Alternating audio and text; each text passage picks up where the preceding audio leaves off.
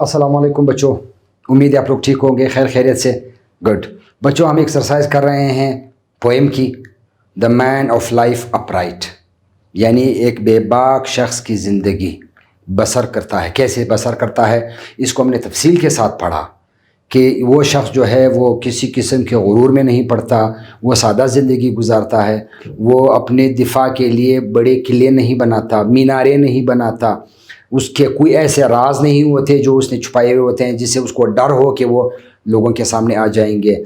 और वो आसमान पे हो दुनिया पे हो, वो खुश रहता है, सिंपल ज़िंदगी गुजारता है, किसी के साथ किसी का बुरा नहीं सोचता, और उसको ना ये डर भी नहीं होता कि मेरे साथ कोई बुरा करेगा। ये उसकी ज़िंदगी के कुछ कैरेक्टरिस्टिक्स थी जो हमने तफसील के साथ पढ़ी थी।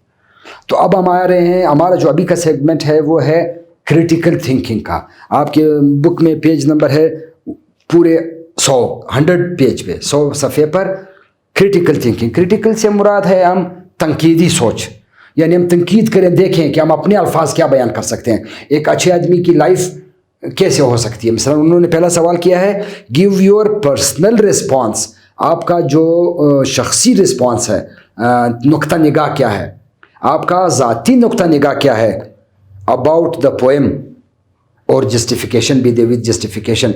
जो आप तनकीदी निगाह डालेंगे उसके ऊपर, आपने उसको दलाइल भी देने हैं, यानी इस पोएम के बारे में आपका शख्सी राय क्या है, आपका ज़ाती राय क्या है, और दलाइल के साथ बताएं।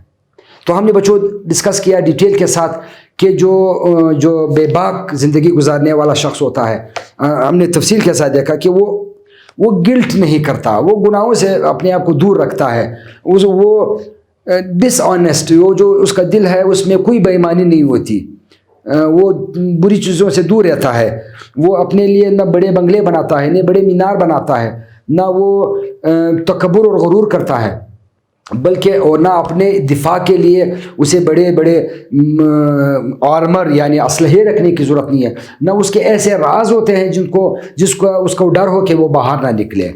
ये यहाँ तक बात हुई थी। फिर वो कहते हैं कि वो उसके साथ अगर नसीब से किस्मत से कोई बुराई आ भी जाती है तो उसे कोई फ़र्क नहीं पड़ता, वो उसको अपनी किस्मत को बुरा भला नहीं कहता, उसको अल्लाह की रज़ा समझकर, उसको फेट समझकर, अपने नसीब समझकर उसको कबूल कर लेता है। और वो फिर जो है ना मजहबी किताबों का, अच्छी किताबों का शौकीन होता है, और वो उसको अपनी माजी को, जो गुज़रा हुआ ज़माना है उसका, वो उसको अपनी दौलत समझता है कि भाई मैंने जो दिन गुजारे हैं वो मेरे लिए मेरी दौलत है, जो अच्छे दिन गुजारे, न मैं किसी से लड़ा झगड़ा, न मैंने किसी की बुराई सोची, मैंने किसी को तंग किया, तो डेफिनेटली उसको भी कोई कुछ नहीं कहता, वो भी अपनी ज़िंदगी खुशहाल ज़िंदगी गुजारता है। और वो अपनी ज़मीन पर सफ़र करना फिरना उसको एक मुक़द्दस सफ़र के तौर पर इतने एहतियात से चलता है जैसे वो किसी मुक़द्दस सफ़र पर निकला हो। तो ये पोएम थी, और उसका हमने अपना आइडिया देना है कि व्हाट इज़ आवर ओपिनियन, हमारा क्या ख्याल है इस बारे में कि एक बेबाक ज़िंदगी गुजारने वाला आदमी कैसे होता है। तो चलिए बच्चों, पहला वाला कर लेते हैं, गिव योर पर्सनल रिस्पॉन्स। हमने अपना ज़ाती रिस्पॉन्स देना है, नुक्ता निगाह बतानी है, नुक्ता नज़र बताना है। तो क्या कहेंगे, यस वी ऑल्सो, या और एक अपने लिए लिखे, आई ऑल्सो थिंक, मैं भी यही सोचता हूं कि जो शख्स है वो अच्छी जिंदगी गुजारता है। दैट अ स्ट्रेट फॉरवर्ड से मुराद है वही बेबाक, अपराइट, जो जिसमें कोई टेढ़ापन नहीं होता, स्ट्रेट फॉरवर्ड होता है, उसकी हर बात सही होती है, वो मुंह पे कहता है। I also think that a straight forward man does not follow others, वो दूसरों की पैरवी नहीं करता, वो अच्छाई की पैरवी करता है, दूसरे गलत भी हो सकते हैं, वो he follows good deeds,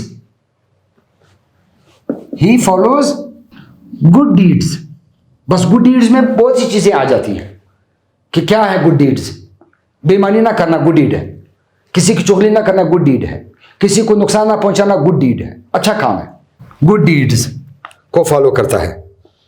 good deeds and good practices of life, वो जिंदगी की अच्छी प्रैक्टिसेस, जो अच्छे काम है उनको फॉलो करता है, उनके रूल्स को फॉलो करता है. He follows good deeds and good practices of life, उनको फॉलो करता है. अच्छा, फिर क्या? He behaves boldly courageously, behave boldly, courageously, and does not like vanity, तकब्बुर को पसंद नहीं करता. ये है उसका हमारा अपना नुक्ता नज़र. और आप इसे हट के भी लिख सकते हैं. अगर आपको इस पोइम की और अच्छी समझ आइए तो आपके जुमले, आपके अल्फाज चेंज भी हो सकते हैं, जिससे मुख्तलिफ भी हो सकते हैं. हमने क्या कहा कि आई ऑल्सो थिंक, ये मैंने लिखा है, that a straightforward man does not follow others. मेरा भी ये ख्याल है कि जो स्ट्रेट फॉरवर्ड आदमी है, जो अपराइट आदमी है, जो बेबाक आदमी है, वो दूसरों को फॉलो नहीं करता, दूसरों की पैरवी नहीं करता. करता है तो क्या? he follows, वो पैरवी करता है गुड डीड्स का, अच्छे कामों का, and good practices of life, और जिंदगी गुजारने के जो अच्छे प्रैक्टिसेस है, जो अच्छे काम है, उनको फॉलो करता है. he behaves, ये उसका रवैया क्या होता है? बोल्ड होता है. क्योंकि जो अपराइट आदमी होता है उसमें टेढ़ापन नहीं होता, वो बोल्ड होता है, गलत को गलत कहता है, सही को सही कहता है. He behaves boldly and does not like vanity, और उसको तकब्बुर, गुरूर पसंद नहीं होता. ये हमारा क्रिटिकल थिंकिंग का पहला क्वेश्चन हुआ. दूसरा, main idea of the poem लिखेंगे हम कि इस पोएम का मेन आइडिया क्या था. Main idea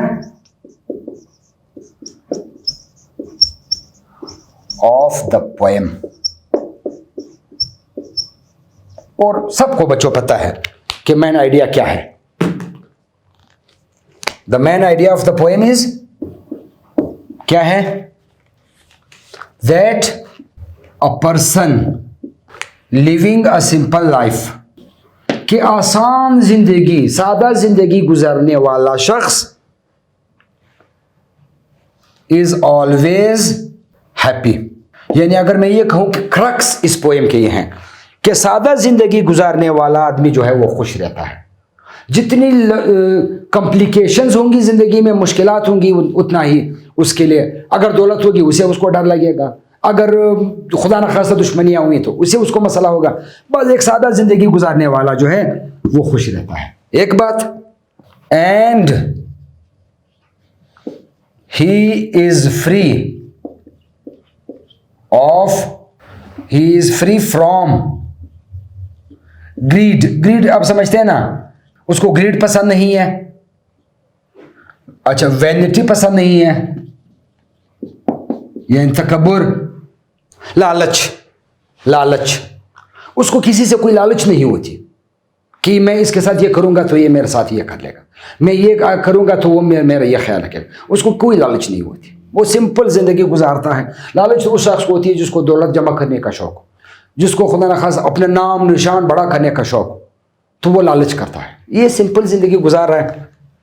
the main idea of the poem is that a person living a simple life is always happy and he is free from greed, vanity, यानी वो लालच से, तकब्बुर से, और एंड सेल्फ डिफेंस, वो इन चीज़ों से फ्री होता है. उसको अपनी दिफा करने की ज़रूरत ही नहीं है. दिफा उस शख्स को करनी पड़ती है जिसने कुछ बुरा किया. दिफा उस शख्स को करनी पड़ती है जिसको डर हो कि मुझे ये नुकसान पहुंचेगा. जिसने कुछ किया ना हो उसको क्या दिफा करने की ज़रूरत है. तो ये उसका मेन आइडिया हुआ इस पोएम का. एक और छोटा सा सेगमेंट है हमारे पास सफ़ा नंबर 102 पे, पेज नंबर 102 पे, कि पैराफ्रेज करे इस स्टैंजा को. तो हम ये पैराफ्रेज करने लगे हैं. Paraphrase the stanza. The man of life upright, whose guiltless heart is free from all dishonest deeds or thoughts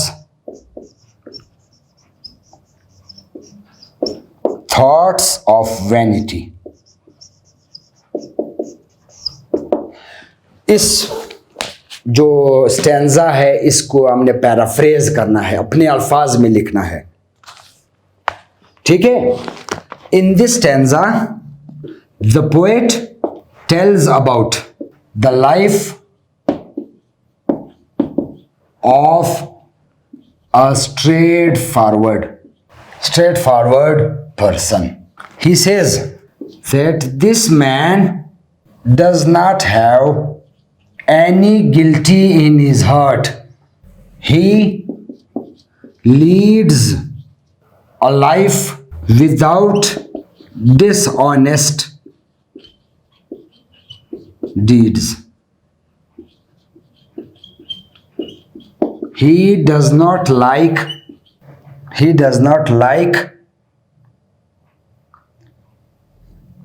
evils. His life is free of vanity and worldly proud. He spends simple life having no guilty in it. کہ اس ٹینزا میں دا poet tells, شاعر بتاتا ہے, about the life of a straight forward person. Us stanza میں شاعر ہمیں ایک straight forward, ایک سیدھا آدمی, ایک بے باک آدمی کی زندگی کے بارے میں بتاتا ہے. یہ اسٹینزا ہی سیز, وہ کہتا ہے, یعنی شاعر کہتا ہے, دس man does not have any guilty in his heart. اس آدمی کے دل میں کوئی گلٹی, کوئی بری بات نہیں ہوتی, کوئی ندامت, شرمندگی نہیں ہوتی. گلٹی سے مراد بیسیکلی ندامت, شرمندگی, ٹھیک ہے نا. یعنی اس میں ایسی کوئی بات نہیں ہوتی جس پہ اس کو ندامت ہو. اس کے دل میں ایسا کوئی, اس نے کوئی ایسا کام نہیں کیا ہوا ہوتا جس سے اس کے دل میں ندامت ہو, شرمندگی ہو کہ میں نے یہ برا کیا ہے. In this stanza, the poet tells us about the life of a straightforward person. ایک اسٹریٹ فارورڈ پرسن کے بارے میں ہمیں بتاتا ہے. He says, یعنی شاعر کہتا ہے, poet says, this man does not have any guilty in his heart. کہ اس شخص کے دل میں کوئی شرمندگی, ندامت نہیں ہوتی. He leads a life, وہ زندگی گزارتا ہے without dishonest deeds. یعنی بے ایمانی کے کاموں سے کے بغیر زندگی گزارتا ہے, بے ایمانی کے کاموں کی بنا زندگی گزارتا ہے. یعنی اس کی زندگی میں بے ایمانی کے کام نہیں ہوتے. His life is free of vanity. اس کی زندگی غرور, تکبر سے فارغ ہوتی ہے, بغیر ہوتی ہے. اس کی زندگی میں غرور نہیں ہوتا, تکبر نہیں ہوتا. And worldly proud, worldly proud سے مراد ہے کہ یہ جو دنیا میں, his life is free of vanity and worldly pride. Pride کر دیتے ہیں اس کو, پراؤڈ کی بجائے پرائڈ, ورلڈلی پرائڈ. یعنی وہ جو یہ دنیاوی نام جو ہیں, یہ جو دنیاوی پرائڈ ہے اور ہمیں غرور ہے, فخر ہے جو ہم کرتے ہیں, اس سے his life is free, اس کی زندگی سے فری ہے, اس میں یہ چیزیں نہیں ہوتی. He spends simple life having no guilty in it. He spends, وہ گزارتا ہے, simple life. اب سمپل لائف سے بچوں ہم سمجھ جاتے ہیں, سمپل لائف سے مراد ایسی زندگی جس میں مشکلات نہ ہوں. مشکلات آپ کو دولت کی صورت میں بھی مل سکتے ہیں, کیونکہ دولت بھی مشکل پیدا کر دیتی ہے کبھی کبھی انسان کے لیے, جب بہت زیادہ ہو جائے. یہ بھی کیونکہ آپ کو پھر بہت زیادہ کام بھی کرنا پڑتا ہے. پھر آپ اپنی زندگی جو آپ کو اللہ نے دی ہے, اپنے آپ کے لیے آپ کے پاس ٹائم نہیں بچتا. سارا دن آپ دولت اکٹھا کرنے میں, شمار کرنے میں, اس کو اور بڑھانے میں آپ کا وقت گزرتا ہے. تو آپ اپنے آپ کو وقت نہیں دے پاتے. کیونکہ انسان کا اپنے آپ پہ بھی بہت حق ہے نا کہ وہ کم از کم کچھ دن اپنے آپ کو بھی دے دے، اور وہ اپنے آپ کو وقت دینے سے مراد سکون پائے۔ میرے خیال میں بچوں، زیادہ دولت جو ہے، بہت زیادہ دولت، یہ سکون بھی تھوڑا سا لے جاتی ہے، پھر وہ سکون نہیں رہتا۔ آپ کو ڈر ہوتا ہے کہ کوئی مجھے نقصان نہ پہنچائے، آپ کو ڈر ہوتا ہے کہ میری دولت کو کوئی نقصان نہ پہنچائے، آپ کو ہر وقت خوف ہوتا ہے کہ میں یہاں نقصان نہ کروں کاروبار میں یہاں نقصان، کہیں ایسا نہ ہو کہ میری دولت کم نہ ہو جائے، کیونکہ آپ نے مقصد یہ بنایا نا، تو پھر آپ سے اپنا آپ، اپنا گھر، اپنے بچے، اپنی فیملی، سوشل لائف، جو آپ کی سماجی زندگی ہے، یہ بالکل رہ جاتی ہے۔ یہ ہمارے سامنے مثالیں ہیں دنیا میں کہ وہ لوگ جو دولت کے پیچھے بھاگ رہے ہوتے ہیں، اور آخری جب موت آتی ہے تو کوئی پیسہ، کوئی جائیداد، کوئی بلڈنگ، کچھ بھی ساتھ نہیں ہوتا۔ He would be free hands. تو his life is free of vanity, غرور سے اس کی زندگی جو ہے نا فری ہے۔ وہ کسی بات پہ، کسی چیز پہ غرور نہیں کرتا، اس کو غرور کرنے کی ضرورت ہی نہیں ہے۔ دیکھیں نا بچوں، غرور ہم کبھی دولت پہ کر لیتے ہیں، کبھی رتبے پہ کر لیتے ہیں کہ ہمارے پاس بہت بڑا رتبہ ہے، مقام ہے، ٹھیک ہے۔ کبھی کبھی ہم اپنی جوانی پہ غرور کرتے ہیں، جو کہ فیڈ ہونی ہے، اس نے کم ہونا ہے۔ اس نے، میں ایک وقت تھا، میں آپ لوگوں کی طرح اسٹوڈنٹ تھا، کل آپ میری طرح یہاں پہ ٹیچر کے طور پہ کھڑے ہوں گے۔ Every thing has to pass. اگر جوانی ہے، اس نے بھی چلے جانا ہے۔ اگر دولت ہے، آپ اپنے ساتھ لے کے نہیں جا سکتے ہو، آپ کے کسی کام، وہاں کم از کم اس جہاں میں آپ کی دولت آپ کے کسی کام نہیں آئے گی۔ کام آئے گی تو good deeds. Where is good deeds? Good deeds, اچھے کام آپ کے کام آئیں گے، اچھے اعمال آپ کے کام آئیں گے۔ تو his life is free of vanity, اس کی زندگی غرور سے پاک ہوتی ہے، فری ہوتی ہے۔ اینڈ ورلڈلی پرائڈ، یہ جو دنیاوی نام ہے، دنیاوی غرور ہے، یہ جو دنیاوی شہرت ہے، اس سے وہ برا ہوتا ہے۔ اس میں وہ پڑتا ہی نہیں ہے کہ میں دنیا میں مجھ سے لوگ بڑے نام سے مجھے پکارے کہ فلاں بہت اچھا۔ ہی ڈز ناٹ نیڈ، اس کو ضرورت ہی نہیں ہے۔ کام ہم وہ کرتے ہیں جس کی ہمیں ضرورت ہو۔ جب مجھے کسی چیز کی ضرورت ہی نہیں ہے تو میں اس کے پیچھے پڑوں گا ہی نہیں۔ ہی اسپینڈز سمپل لائف، سادہ زندگی گزارتا ہے۔ Having no guilty in it, simple life جس میں کوئی ندامت، شرمندگی نہ ہو، کوئی گلٹی نہ ہو، وہ ایسی زندگی گزارتا ہے جس میں کوئی گلٹی نہ ہو۔ اب ہم اسٹینزا کو بھی دیکھ لیتے ہیں۔ دا مین آف لائف اپرائٹ، بے باک زندگی بسر کرنے والا، whose guiltless heart is free، whose جس کا گلٹلیس، ندامت، شرمندگی کے بغیر، ہارٹ، دل، از فری، یعنی اس میں نہیں ہے، بغیر ہے، یعنی اس کا دل گلٹ سے فارغ ہے، اس کے دل میں گلٹ نہیں ہے۔ کس کے؟ اپ رائٹ لائف والا، بے باک زندگی گزرنے والے شخص کے دل میں کوئی گلٹی، کوئی شرمندگی نہیں ہے، اس کی زندگی میں کوئی شرمندگی نہیں ہے۔ اچھا، اس کا دل جو ہے نا وہ فری ہے، اس کا دل اس سے خالی ہے، گلٹی سے، from all dish honest deeds, بے ایمانی کے تمام کاموں سے اس کا دل خالی ہے، اس کے دل میں بے ایمانی کا کوئی کام نہیں ہے، اس نے کوئی ایسے بے ایمانی کا کام نہیں کیا ہوا تھا، وہ اپنے دل میں بے ایمانی کے کاموں کے لیے جگہ ہی نہیں رکھتا۔ اور تھاٹس آف وینٹی، کیونکہ وینٹی تھاٹ سے تعلق رکھتی ہے، یہ جو غرور ہے یہ ہماری فکر کے ساتھ تعلق رکھتی ہے، سوچ کے ساتھ۔ میرے ذہن میں یہ بات آتی ہے کہ میں تو بہت بڑا آدمی ہوں، ٹھیک، میرے ذہن میں بات آ جائے، ہم کہتے ہیں میرے ذہن، اس کے ذہن میں پتہ نہیں کیا ہوا ہے، وہ اس کے سر پہ پتہ نہیں کیا سوار ہے۔